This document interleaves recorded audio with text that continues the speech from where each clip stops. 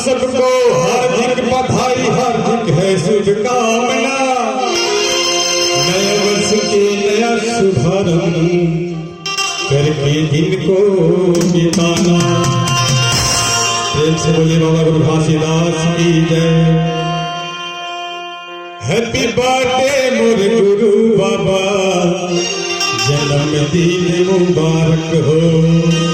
एक बहुत सुंदर गीत यूट्यूब में चढ़ गए, सुन सकत हो। रामग्राम मणिपाल सीरीज सॉन्ग लिखल रही। हैप्पी बर्थडे मोरे गुरु बाबा, जन्मदिन मुबारक हो। हैप्पी बर्थडे मोरे गुरु बाबा, जन्मदिन मुबारक हो।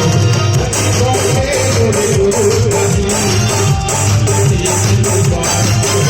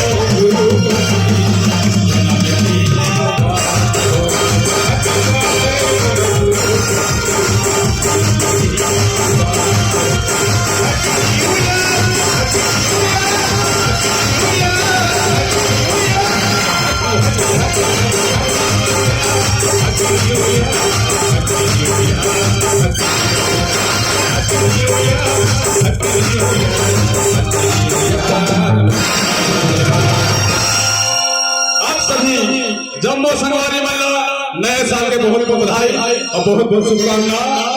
Happy new year. जय सतनाम, जय जय सतनाम।